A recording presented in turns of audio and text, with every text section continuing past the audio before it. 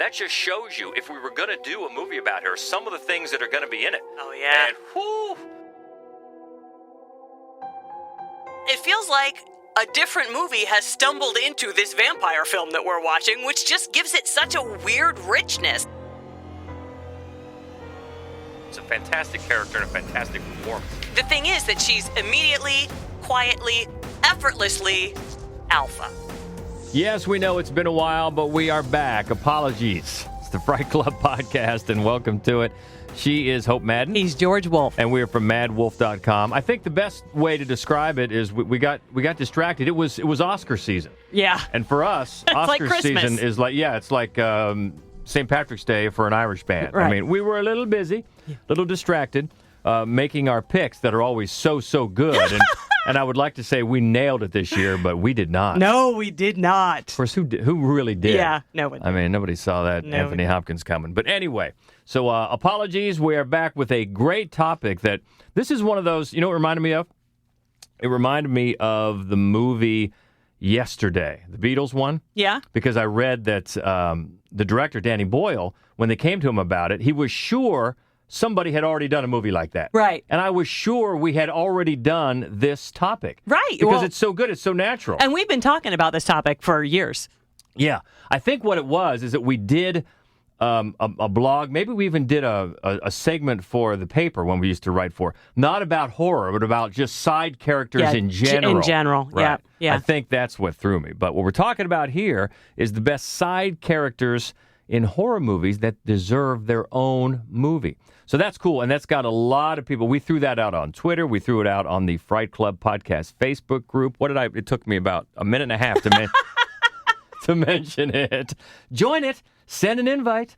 We'll, or not an invite, send a request, and we'll grant it. But so it had a lot of people talking, which is an easy indication, quick indication, that it's a lot of fun to think about. What are some of the best ones? I mean, I know we got a lot, both on all sorts of the social medias, on Twitter, on Facebook, whatever. So what were some of the best suggestions? So some of my favorites, I think my very top favorite, because it hadn't occurred to me, good old Seth, the mom and dad from Raw. That's great. It is, because I want to know what is going on there. I do, too. And I think that's right. That's the criteria. When you just look at these guys and go, I want to know what's going on over there. Yeah.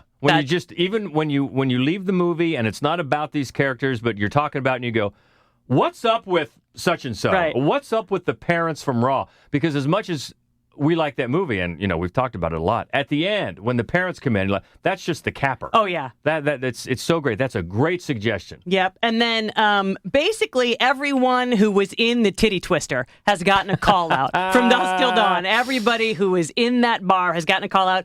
In particular, Dustin and John Billy, they both had some specific requests. Sex Machine seems. He's very popular. Mm-hmm. That's a good one. He's very popular. That's a good one. And this is one you're going to love. This has got a lot going for it. There's a lot behind it. And I know how you always say that you don't ever get to make any decisions on this, but something tells me that I'm going to get a big fat no out of you from this. Chop Top. It's a no. In fact, Lewis, so Charlie, our friend Charlie, voted that on Facebook, but Lewis on Twitter said there is no other answer. Oh, there's plenty of other answers here in this room. Right here. I know I'm in the minority, but I didn't say what's up with Chop Top at all. I said how long till this movie's over. But you guys love it and go, be successful with it. So our friend Schlocketeer, and if you don't know him, Daniel Baldwin, he's a regular part of our other podcast, the Screening Room podcast, Schlocketeer. Yep. He had a whole list. He could do his whole own podcast. He had 6 options like that. Blam, there they were. And they were great. And my favorite one was Dr. Decker from Nightbreed. That's of course, good. It's Cronenberg. Mm-hmm. And this also gives us an excellent opportunity to geek out over the fact that Cronenberg has a new body horror. What? With Viggo Mortensen. Nice. Called Crimes of the Future. And I'm incredibly excited. Is that this year or next year? Well, they're going to film this summer in Greece, so it's hard to say. Greece is the word. Crimes of the Future. Looking forward to that. So, what else? Brandon suggested Christopher Walken's vampire character from The Addiction. Yeah. And you know what? Christopher Walken has done countless excellent side characters across his career. And you know who else has? Willem Dafoe has done side characters in 300 movies, and almost any of them would be an interesting lead. I agree with that. And also, Melissa suggested, I think she might have been the first one to comment on the Fright Club Podcast Facebook group, and she said, Renfield. She did say Renfield, and that has got a lot of response. And which Renfield? I think that's the question. And I think the consensus is Tom Waits. I agree with that. Yeah, me too. I'm all on board with Tom Waits, Renfield. And then Jordan, he also had like 3 great suggestions, my favorite of which was Dylan Baker's character in Trick or Treat. That's a good plan. Oh, he's a definite what's up with that guy. Oh, yeah, exactly. For sure. Those are great. And I think all those recommendations just show that we're probably going to have to do at least a part 2 of this. Yes. Which is why, once we get into it, we didn't number them. No. We didn't go 1 through 5 or whatever. We're going to do an alphabetical order because all are just it was hard to separate them into what is best. These are just some of our favorites, and we know that we're probably going to have to do at least a part 2. Right. Well, also because part 1 is just the ladies. Oh, that's right. Yeah. That was my idea, too. It wasn't was. Yeah. You're like, because we had, right off the bat, we had about 300. So, okay, we're going to have to parse this out in some way. So let's start here. The ladies. That's Well, right. it is Mother's Day weekend. That's right. Then happy Mother's Day, moms, starting with you. Thank you. Yeah. So, okay. So that's some of the good recommendations. You want to get into this? How many we got? We have 7. Yes. In alphabetical order. And all the ladies. Ladies first. So let's start in 1983. This is a goodie. This was one of the first ones I think that came to your mind. This is from 1983's Sleepaway Camp, Aunt Martha, played by Desiree Gould. You're going to enjoy living with us so much. Yes, I know you are. As a welcome home present, I bought you such wonderful new clothes. I just hope that Richard doesn't get jealous that I didn't get him anything. Oh, but then he is such a dear. I'm sure that he won't mind. You see, I've always wanted a little girl. But of course, when my husband left, oh, well, that's all water under the bridge, as I always say. Water under the bridge. But it certainly will be a nice little surprise when Richard comes home to find a little girl in the house. Okay, that clip is near the end of the movie, obviously. And it had to be because if you had it any earlier, it would be a clear giveaway as to what's going on. There are a lot of flashbacks throughout, not just to Aunt Martha, but to the tragedy that got Angela to be staying with Aunt Martha. And all of the flashbacks, so weird. So weird. And Aunt Martha, Desiree Gould, she's just magnificent, and it's one of the things where even the first time I saw it, I'm like, what is the deal with this lady? I want to know more. You know who she reminds me of? She reminds me of one of our favorite moments ever from Jon Stewart's Daily Show. Remember when they went out to where the people were dressing up as famous first ladies? Yes. And the one it was a guy dressed up as Mrs. Andrew Jackson or whatever. Yeah. And she was saying, I would tell you to please not get so close to me, or something like that. Because reminds me of that person. Yeah, because he's just like a guy with a middle-aged man haircut and glasses. He didn't have any makeup on, but he was wearing this fancy, first lady's gown, and he was taking on her persona. In a very creepy way. It was very strange. And the way that she, especially in that clip, the way that she's talking about my little girl, it made me think of that. Oh, yeah. No, I can definitely see that. And she's just so theatrical and flamboyant and not right in a way that is so, like, the performance style is absolutely different from the entire rest of the film, which is another reason why it's just so fascinating to me. I have to say, Judy of the high side ponytail, she also would make a great character. Karen Fields plays Judy, Fields. yeah. She's another favorite, but not nearly to the degree of Aunt Martha. Aunt Martha is just a gem. Right, because especially when you get to this speech, all of that just makes you wonder, okay, you get the fact that he's being dressed in girls' clothes, but what else? Right. And it makes you, what? There's more. It's not just the clothes. There's got to be more, especially the way she hangs her head, and just looks at the floor like, oh, man, there's a lot going on here that we're not seeing. Because Angela doesn't talk. Angela doesn't say anything. Yeah, so this is for sure one of those where what's up with that? And you're immediately, all that is taken from your mind when you get to the shocker at the end. Then that's what you're left with. But still, if you start really thinking about this movie, and it's become such a cult classic and has so many big fans, that's one that a real what's up with that sticks out at you. Yeah, and I just want to say, again, before we move on to that, I love, sincerely, Sleepaway Camp. It's such a weird movie. It has so many bizarre things that completely separate it from any other, camp horror film. It is so much better than any of the other camp horror slashers that come out in the 80s. It's unbelievable. I absolutely love this movie. Yeah, I think a lot of people, I don't love it as much as you do, but I think a lot of people agree with you. Yeah. It really has. And I think it's only gained in notoriety and gained in appreciation over the years. I think that's for sure. So our first in alphabetical order of horrific lady side characters that we want to know what's up with. Aunt Martha from 1983's Sleepaway Camp. All right, let's move up to the 2000s. This is 2008 and a movie that we've talked about a lot. And we've always mentioned our respect for this character, played by Catherine Bagan from Martyrs, Mademoiselle. On a tout essayé, même les enfants. Il se trouve que les femmes sont plus sensibles à la transfiguration. Les femmes jeunes. C'est comme ça, mademoiselle. Now, another one, there's no way that you come away from the movie Martyrs without wondering what was the deal with, they just call her the creature. Yeah. Yeah, with the metal thing on her head. Oh, yeah. Yeah. For sure. Yeah. Now, this is from the original Martyrs, 2008. And Mademoiselle just obviously she holds the secrets. There is some explaining. You finally get from a speech that she gives what's behind what they're doing. But still, there's so much not said. Of course, something very, very vital at the very end that's not said. And she just, the whole air of not only mystery, but she's got a commanding air about her. She does. That she is in charge of this whole operation.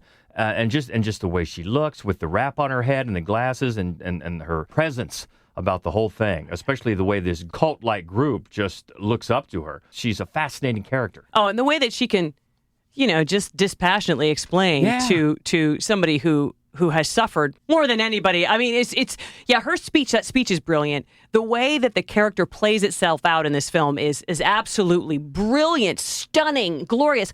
I love this movie so much, and as we've talked about before, it almost plays like three separate films, and she's only in the third part of the film. Mm-hmm. And she like you said, she's such a commanding presence that you believe that she has the wherewithal to talk in this way to this woman that she's done all this to, and to do what she does with the cult. And maybe the time that she has on screen and the things that she says give you a little more detail if you were to ask what's up with her. You get a little bit more, but in that speech, and she's showing all the pictures, that just shows you, if we were going to do a movie about her, some of the things that are going to be in it. Oh, yeah. And whoo! If she's involved in all of that, she couldn't be involved in all of it because it goes back probably before maybe she was even alive or involved. Yeah. But the fact is, you're going to see some heavy stuff in a movie about her, as you saw in this movie. Yeah. But there's a lot to dig into with Mademoiselle, and I think she'd be a perfect character to have her own movie. Yeah. No, I totally agree. I'd go. Definitely.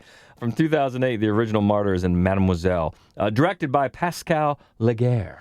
Yeah, who, he's gone on to make a couple of other films, none of which have been very good. So, and they've been English language films. So my hope is that he just goes back to French films and makes another good one soon. Yeah, and Catherine Bagan, she has a long list, mainly French films, but she's done a ton of films. But because of the look in Martyrs, you might not recognize her in seeing a lot of. I know at the end she takes her headdress off and shows her hair and everything, but still, I think she's got a look that you might not recognize if you see her pop up on The Late Show. But we love Mademoiselle, and that's number 2 on our list, going alphabetically. The ladies this time, side characters in horror. We want a standalone movie about. This one is from 1968's classic Rosemary's Baby. It's Oscar-winning Ruth Gordon as Minnie Castevet. He chose you out of all the world, out of all the women in the whole world. He chose you. He arranged things because he wanted you to be the mother of his only living son. No! Look at his hands and his feet. Justin from Facebook, he actually requested both of the Castevets, Roman and Minnie, but still, it's a great. Oh my God, it's a great idea. And of course, Ruth Gordon is just. She's just so magnificent. Of course she won the Oscar. Yeah. She's just so great. She's harmless and funny and dear and weird and annoying. And at the same time, she's, She's leading this satanic cult, and she thinks nothing of just kind of taking over this woman's body and taking her baby from her. Oh, my God. It's the most amazing performance. Yeah, she's such an interesting individual. And if you would see her, I used to see her when I was a kid on all the talk shows. And that was before I was old enough to see Rosemary's Baby. And then later I realized that she won an Oscar for it. And I would always see her and just be a weird kind of presence, but funny and endearing on these talk shows. And this movie obviously just kick-started her career because she won the Oscar, and then she went on to, of course, Harold and Maude and My Bodyguard. And it's sort of a backhanded way of who you know that she got this role, because her husband, she was married for years to Garson Kanin, who was a good friend of Richard Silbert, who was the production designer on this movie. And it was he who suggested her for the role. And he also suggested that the Dakota, which was that Upper West Side apartment, be used for the Bramford. So both good choices. Oh, yeah. And she's such, even when she's just doing that, even something very small like inviting her to dinner, just the way she speaks, you're just like, you're liable to say, what's up with you? Oh, yeah. And it's so funny because it's such a complete character. It's just a character that, you feel like you kind of know this lady, or you've known a lady like her. I mean, just, she doesn't feel like somebody like that she just stepped into. She feels like a real living, breathing, kind of nonchalant busybody, too much eyeshadow on. You know what I mean? And she in the way, mouse. Yeah, the ways, just everything about her. She's just the most fascinating character. And she's fascinating right up until the end, because the very, very end, the reveal, when the whole group is just exalting and leveling with her about what's going on and who the baby is. Minnie is almost like, didn't you get it? Yeah. Didn't you know? She's just like, it seems different. The reaction is different from everybody else. And I guess in the book, the Castavets are delved into a little bit deeper in the fact that it was Mr. Castavet that caused them to keep moving, because he was always the one that would give up the ghost to people about what they were doing, what their group was doing. And I guess the book explains that that's why they have to keep moving on, and she's constantly disgusted with him. Which I can see. Oh, I can totally see that. Also, they're great names. Minnie and Roman Castavet. Those are great names. The problem with having a movie about her is who are you going to get to play her? It would be, that's a tough act to follow, because she's so indelible as a personality, as an actress in this, that it'd be hard. Not that somebody couldn't do it, you could. No, but it would be pretty fun to see sort of her being constantly disgusted with Roman. Yeah. I just want to see one of the other episodes where this didn't happen, it fell through, and they had to move again. Roman. Exactly. That'd be a funny one to watch. Because who was, if you were going to do it, would you go the route of trying to do a Ruth Gordon impression, or come up with your own tics? It would be interesting. It would be. Yeah. I mean, you'd have to be fairly, I think, faithful to it. I mean, we're not the same people as old people as we were when we were younger, right, but which still would give you some freedom. You'd have to have some of the same stuff happening. Yeah. But I agree. That would be a fascinating standalone film. And you're right. Roman has to be involved as well. Oh, yeah. Unless you go all the way back to before they met. But I think we want to know about them as a couple and their involvement with this group. Right. Honestly, I just want to see one of the other episodes that didn't work out for them. Yes, exactly. I think that would be fun. Yeah, it's interesting because we've talked about this movie before, and it's well known that the screenplay was so faithful to the book, but obviously you have to trim something. So that was a side plot that they had to get rid of. But that just sounds fascinating, and funny, too. I think. Oh, I bet it would be funny. Especially the way that Ruth Gordon played it out. So Minnie, number 3 on our list from 1968's classic Rosemary's Baby. Moving up to number 4, and boy, this is very appropriate for this weekend. This is from the classic we've talked about before from 1971. It's from Daughters of Darkness and Mother. Well, you see, Valerie and I were married 3 days ago in Switzerland. What a nice surprise. I'm glad you're taking it so well. As always. I was wrong after all. What you did wasn't foolish, Stefan. It was merely unrealistic. I should have known you'd say that. Stefan. Besides, whatever in the world will we do with her? I think of all of our side characters, Mother is the one with the least screen time, although she is discussed. I love that movie so much because it just really kind of kicks off so many of the structural issues that you might expect somebody to follow. I mean, you start off with this newlywed couple, and you can't really figure them out. Like, why are you even married to each other? Exactly. How did this Yeah. happen? Yeah.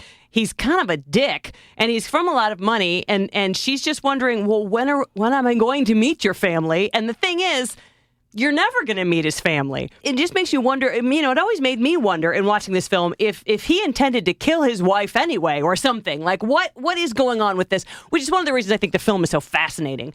And then he talks about Mother a lot, and then he finally calls home, and you're like, well, what's going on? That question keeps coming up. Yeah. What's going on? What's going on? And Mother is played by Fonz Rademakers, a great name, known mainly as a filmmaker. He began as a theater director, and then his directorial debut was Village by the River in 1958. Turned out to be the first Dutch movie ever nominated for an Academy Award.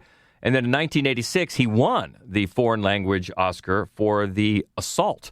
So a very established filmmaker as well. But yeah, when they called home, like, wait, did you say mother or father when you're talking to this guy? Yeah, well, that's what I think is funny is that they do say mother, but again, it's not like it's a man in drag. It's not like it's a trans woman.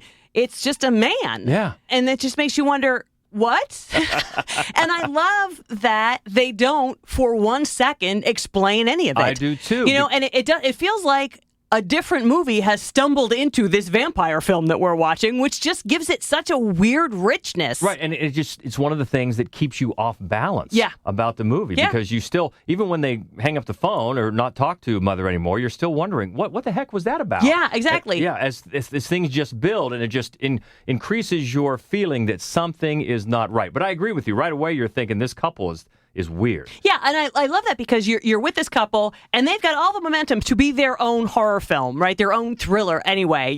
This naive woman and her husband, and there's money, and there's a train, and there's a hotel, and there's this mother that he's got to get home to, but that he's not going to bring his wife home to, and you think, what's going to happen? And then all of a sudden, there's Delphine Seyrig. There's just this dripping with glamour vampire, and it's like two different movies just come together in this big old hotel by like a wintry seashore. It's so brilliant, it's so unexpected, and just so deftly handled. It was so fun too to watch this on the big screen. It was. This was our classic a few months ago. Time has lost all meaning now. For our Fright Club film series, and it was great to see a classic like this because it looks great. It really it's so does. Lush. It is. And almost in a gothic sort of way, but much more colorful. Yeah. But everything is so elaborate. Yeah. Once they get to the mansion there and It's the way things play out. The film to me, the first time I saw the movie, The Hunger, I thought the vibe that Daughters of Darkness does hit is the vibe that Tony Scott was trying to hit with The Hunger and didn't quite. To me, The Hunger is a great movie, but it's kind of a glorious mess. Whereas I just think Daughters of Darkness is a masterpiece. I could see that. And Mother is a character that we could definitely see carrying her own movie, and it would be a weird one, but we'd be there for it.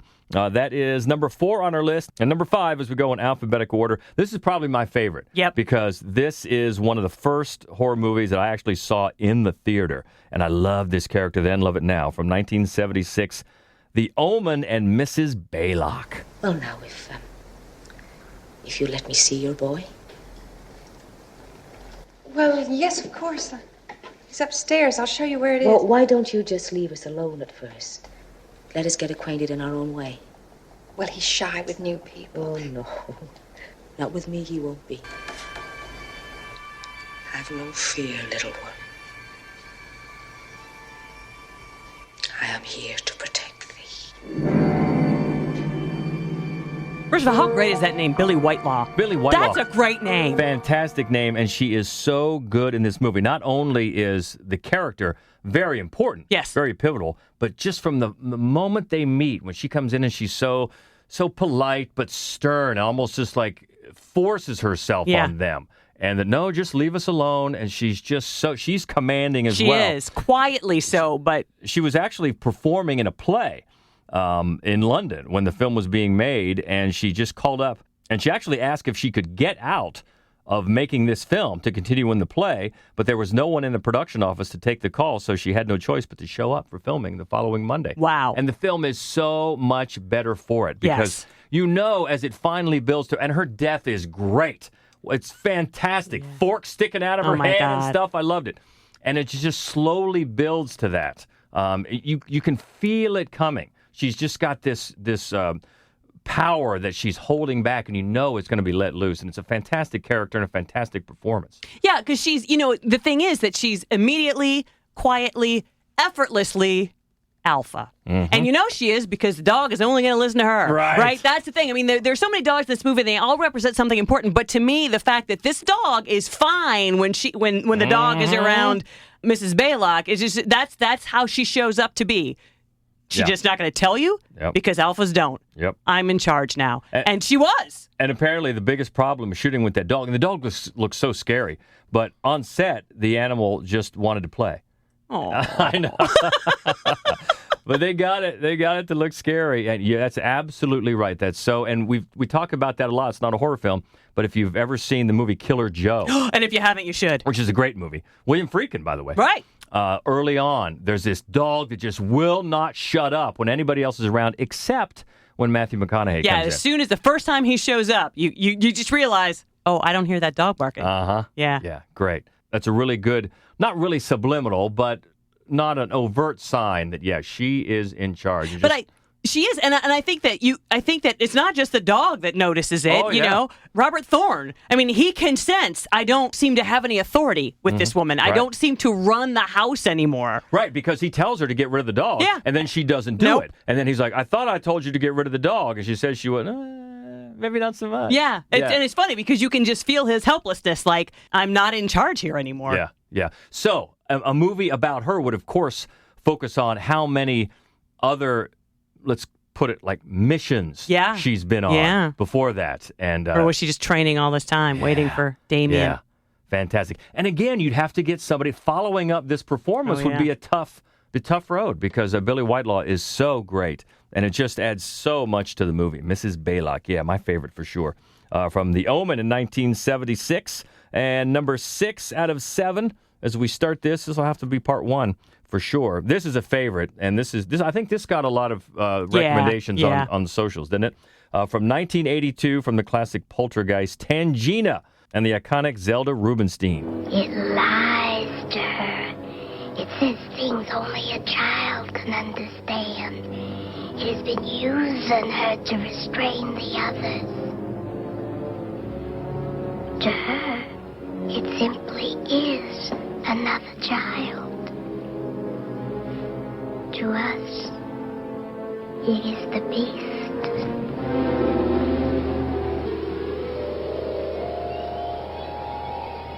Now let's go get your daughter. Yeah, I think right away on Fright Club Pod on Twitter, Aramid said Tangina from Poltergeist. And that's a great recommendation that I think when this question comes up, it's one of the first that jumps in people's minds. Because, the movie is fascinating. Everybody loves it. There's so many great moments in that movie. But who's the character that you remember the most? I mean, maybe the clown. But if not the clown, it's her. She's fascinating. Her voice and her, her command that she's wrong, by the way. The house is not clean. So she's really not good at her job at all, although she's a very comforting presence. Well, probably the most often repeated line. They're here, looking in the TV, but also this house is clean. Yeah. That is an iconic line for sure. And the other thing that struck me as I was going back and watching clips from this, and from her specifically, to get ready for this, I think people forget how well acted this entire movie is. Oh, my God. It's really magnificent. I mean, Jo Beth Williams will break your heart. And Beatrice Straight. Oh, yeah. They're really solid performances, which help, of course, as solid performances always do, help the characters resonate and help you really, Jo Beth especially, because you're drawn into her heartache as a mother. Oh, yeah. Can you imagine? You can hear your child and she's in danger and she's crying, but you can't. Yeah. I mean, that would just make you crazy. But the way that Tangina explains it about being, she thinks the beast is just another child. Oh, yeah. But, you're like, what? Oh, yeah. That's an amazing, it's such a well-acted movie. It really is. And that's the thing about Rubinstein's performance is that she's just got that soft, lilting way of talking. And it's calming and sort of scary at the same time. Yeah. Because it's like she's talking to a child and the way she's explaining to you. I mean, her performance is just magnificent. And she's such... And again, that would be pretty fertile ground, I think, for other movies because this is what she does for a living, right? So let's just see one of her other houses. Well, look, we're into now we're coming up on the third movie of The Conjuring. universe. Right. And that's from their files, right? Right. So I'm sure she had a bunch of files. Sure. Well, and think also of the Insidious franchise, because it's very similar. You know, there are paranormal investigators that are involved in all of those. So, yeah, let's just see some Tangina files. The Tangina files. Zelda filmed her part in 6 days, but she had to audition, the story goes, 4 times, which is weird to me, because I would think as soon as you would see her, boy, that would make such a presence, because even though she's small, her performance just takes over the house in the movie does. as soon as she walks in. Agreed. Yeah, she does. She walks in like she owns the place. And then, of course, now you know she's iconic because she is the focus on a very funny meme. Have you seen the one where they show her a still frame when her hair is all flying around because of the wind, and it says something about that moment when the bass drops? I'm sorry. So she's really cemented herself in popular culture. But yeah, what a great performance and a great part. And you're right, that's perfect. The files, the Tangina files. I want them. Let's get on this, Spielberg. Come on, man. And we'll just take a small cut, a teeny-weeny percentage. But back to the original Poltergeist from 1982 for Tangina. Zelda Rubinstein, such a great side character in horror that needs her own files, needs her own franchise. All right, we'll wrap it up alphabetically. Number 7 on our list, another Zelda, and this is the character of Zelda from 1989's Pet Sematary. Is that you? I finally came back for you, Rachel. I'm going to twist your back like mine, so you'll never get out of bed again. Never get out of bed again. Never get out of bed again. Never get out of bed again.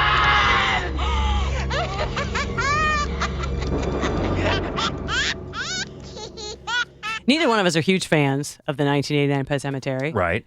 I think both of us have to agree that Zelda is an impressive character. Yes. Scary as shit. So scary. So scary. Right away, the look. And I think that we should say the actor's name, Andrew Hubestek, which I almost said Hoobastank, that band. Yeah. But it's Hubestek, which is, strangely enough, didn't do much else. If you look at the resume on IMDb, maybe one other movie, but whatever. Cut such a figure here. And, of course, part of it is the fact that he, a man, is playing a frail woman. A frail woman. And a part of it, they were auditioning teen girls, and director Mary Lambert just didn't think that they were frightening enough and thought of casting a man in the part to do something sort of like we talked about before in Daughters of Darkness, something just to throw you off. Yeah. Just to add something unnatural about the character, and definitely does. Well, for I sure. think, what it makes me think of is The Ring. And when the character comes out of the TV, in your head, it's Samara, but it's not. It's a man in a wig and a dress. And there is something just startling and monstrous about it. And that's not just... I mean, also the makeup and the sort of the contortions, the back and the... Oh, yeah. But also there's something about these big hands that are coming out, and he's got such a lean face, such an angular face.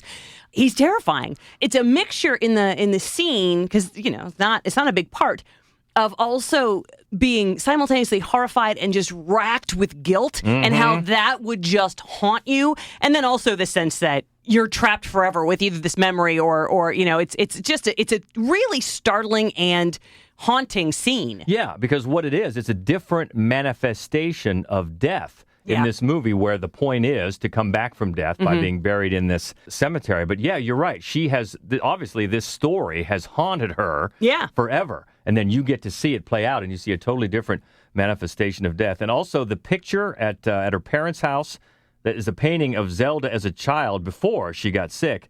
And then Gage is later seen wearing a similar outfit. And that's that also ties in that Zelda has come back through him and give more evidence to the fact that she is not able to escape that incredible guilt and that incredible traumatizing event. So, yeah, as I said, we're not the biggest fans of this movie. It's got some problems, but this is one of the things that stays with you. This and Fred Gwynn getting his back of his foot cut. Yeah, well, the moment with the truck is always because Gage is awfully cute, and then the Ramones song.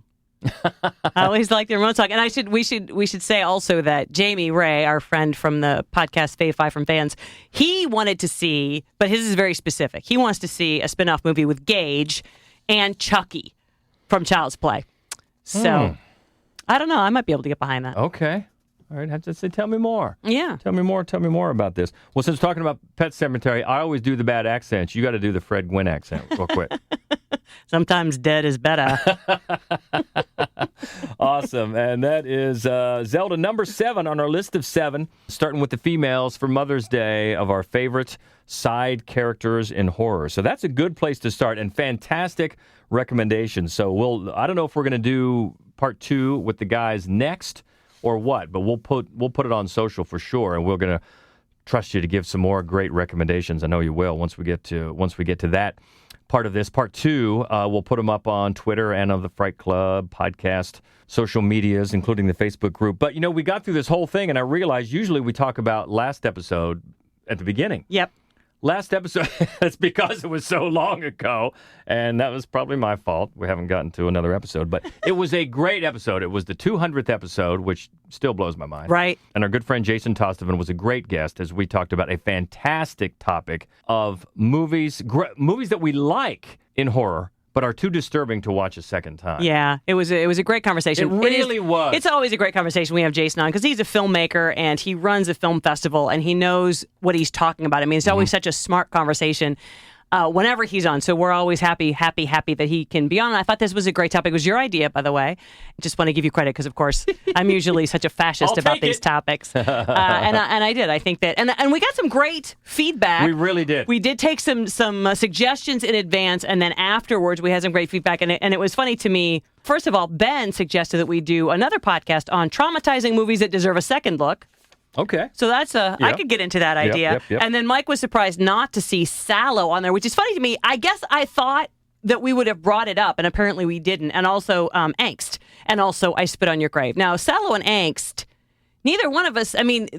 That just goes to show one of the things that we talked about was that how personal these are. Yeah. We're not saying those aren't disturbing. They are. Oh, yeah. They are. But certain movies just hit personal nerves. Yeah. You talked about Nothing Bad Can Happen, why that was your number 1, and it makes total sense. Yeah. And everybody's got their own thing. And Jason talked about his. I talked about mine. So, I can definitely see why all those films would get you and be on you. Just for us personally, didn't quite hit us that hard. I'm surprised that we never mentioned Sallow, at least. Maybe I am too. Maybe also Angst. The funny story about Angst is we have a copy at home. We have a copy at home that was burned for us by a 13-year-old boy who used to come to all of the Fright Clubs, and he burned it in German. It's in German. It's a German film, and so he transcribed it himself. He added the captions himself because he couldn't figure out how to do that. Noah, our friend Noah. And if you're listening, Noah, we miss you. Oh, yeah. That guy, You're grown up now. Man, he could just... A 13-year-old encyclopedia. Yeah. Of course, now he's probably in his 20s, but he was watching everything. And he was a budding filmmer. He used to make films with his cat and his dog and his dad, I mean. Man, he knew it. So, but yeah, thank you for all that. Very personal topic, and we got a great conversation, as you said, thanks to Jason, and great feedback. So thank you so much. Meant to talk about that at the beginning. But we got it in. Yeah, we did. Got carried away. We did get carried away.